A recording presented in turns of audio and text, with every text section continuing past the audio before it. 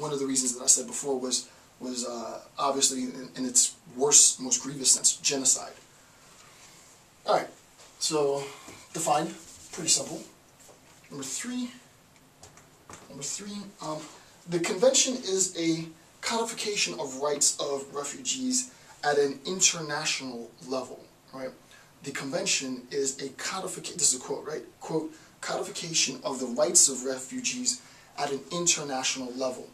What we recognize then is we're talking specifically about the codification, hence sort of like ICC and international court systems, which will enforce these rights, right? So insofar as these rights have been violated, then there's going to be criminal implications for having violated these rights.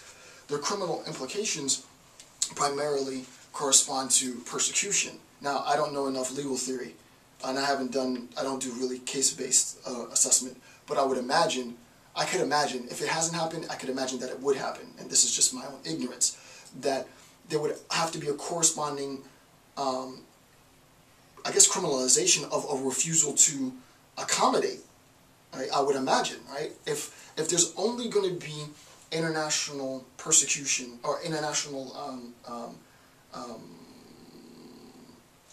criminalization of persecuting targeted members, and then we also say that they have the right to seek asylum, then it seems to be the case that there has to be an attempt, and like I said, this is just my own ignorance, there has to be a sense in which if there is a wholesale refusal to accommodate, that also is an infringement of their rights.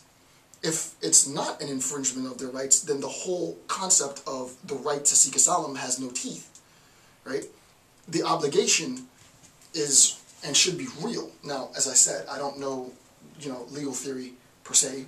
I'm a philosopher, but you can draw the logical conclusion that if an international sort of legal body is going to prosecute persecutors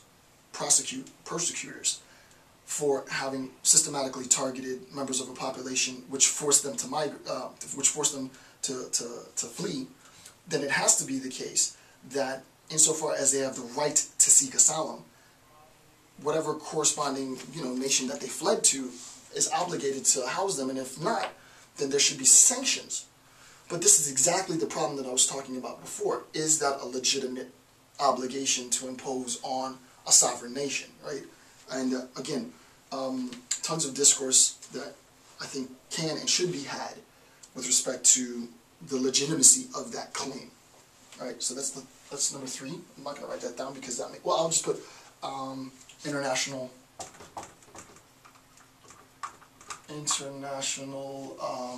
enforcement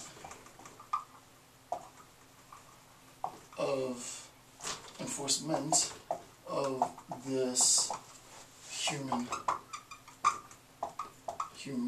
right. Right, there's going to be international enforcement of this human right, but conceptual problems that result from the attempt to enforce that. Next, quote, such rights include access to courts, to primary education, to work, and the provision for documentation, sort of, what's the word I'm looking for? When you come in, you go, immigration, like immigration docs and stuff. And the provision for documents, including refugee travel documents and passport forms, etc., etc., etc.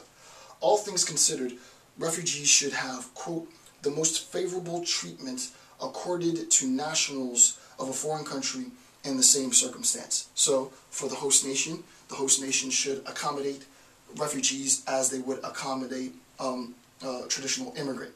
Right? The way in which immigrants are accommodated is should correspond to the way that internally displaced persons, refugees, are accommodated. So, travel documents, work permits, primary access to courts, education, and so on. I mean, that's totally legitimate, right? The right of it, and here are just a number of articles. I'm not going to go through all of these. I've given links to some of the articles, but just as you have an idea, the right of association, Article 15, the right to free access to courts of law, Article 16, the right to choose their place of residence. You have a right to choose as an IDP, you have a right to choose your place of residence. Article 26, the right to engage in wage earning employment. Article 17, and so on. Right? So that there is a sense in which if we flee, and now we are forced to flee, in order to circumvent persecution, then we have a right to seek asylum. Insofar as we have a right to seek asylum, that right corresponds to what I would classify as sovereign obligation. It's just my sort of concept. A sovereign obligation to respect that right to seek asylum. That sovereign obligation then, once they've entered, is codified in law as to what that obligation looks like.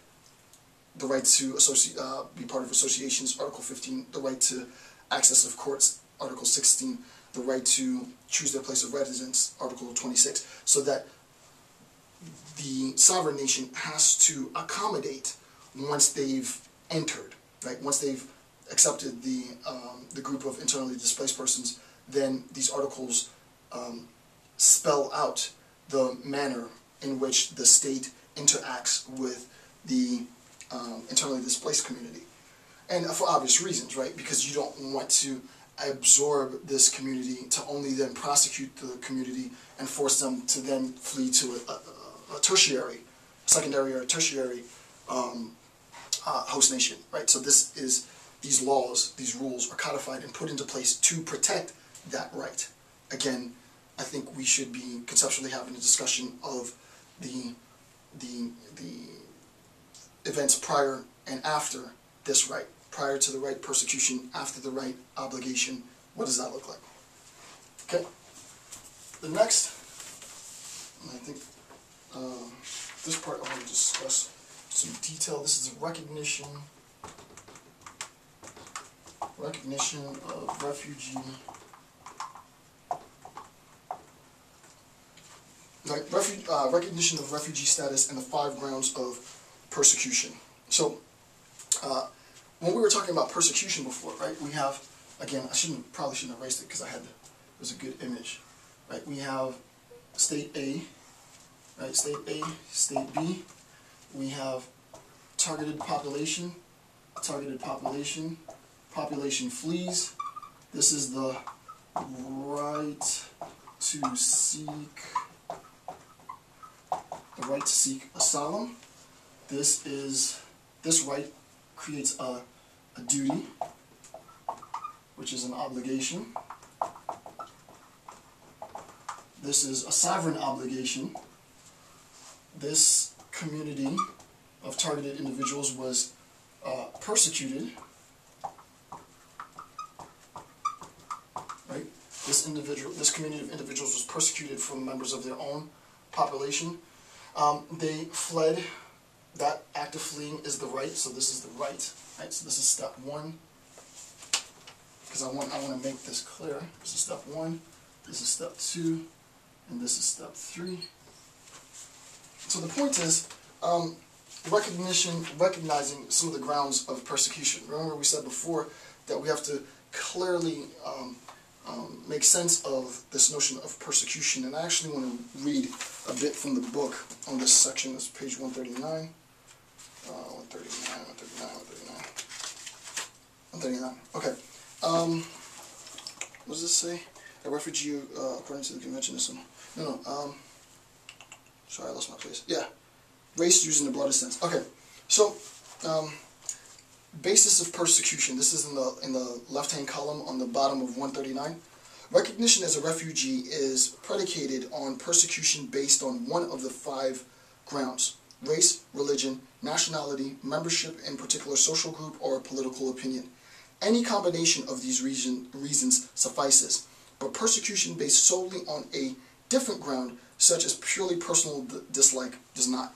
Now, we're not talking about sort of personal dislike. I have a conflict with my neighbor, and so far as a conflict with my neighbor could even threaten my life and say, well, I'm going to kill you. I then flee my country and attempt to claim sort of refugee status because of the personal conflict that I'm having with my neighbor. Not going to qualify as refugee. This conception is legitimized according to according to this ground,